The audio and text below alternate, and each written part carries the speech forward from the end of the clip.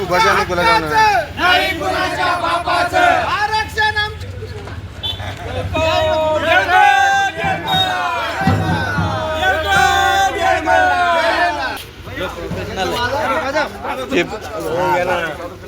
जे प्रोफेशनल आहे ते वाजले. आता एक एक काम करा.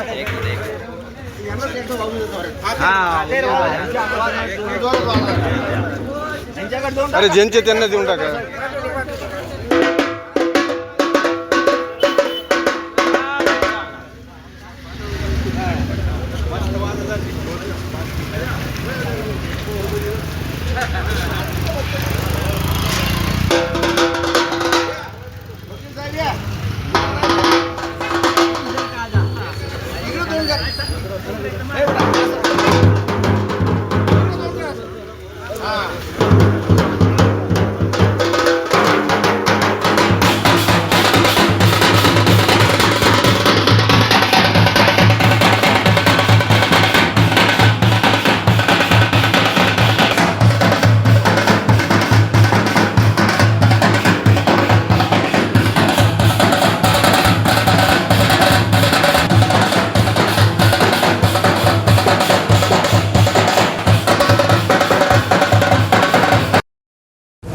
मला सांगा की आता आमदार अर्जुन खोतकर यांच्या घरासमोर जे आहे धनगर समाजाच्या वतीनं ढोलबाजा आंदोलन करण्यात आले.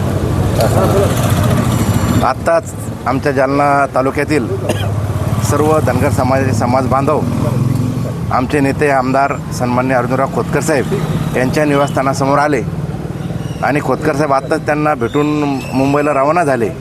त्यांचं जे ढोलबाजा आंदोलन इथं त्यांनी केलं आणि त्यांचं म्हणणं आम्ही ऐकून घेतलं. मी जिल्हा प्रमुख भौसक भोगे या नात्यानं त्यांचं म्हणणं ऐकून घेतलं आणि धनगर समाजाचा जो ST आरक्षणाचा अंमलबजावणीचा जो प्रश्न आता प्रलंबित आहे त्या संदर्भात शासनाचे शिष्टमंडळी 2 दिवसापूर्वी दीपक भाऊ बोराडे यांना भेटून गेलं आणि एक सकारात्मक यामध्ये त्यांना विश्वास निर्माण झाला की महायुती सरकार हे धनगर समाजाला आरक्षण देऊ शकतं. या हिशोबानं आज शिष्टमंडळी रवाना झालेलं आहे आणि लवकरच यामधून तोडगा निघणार आहे.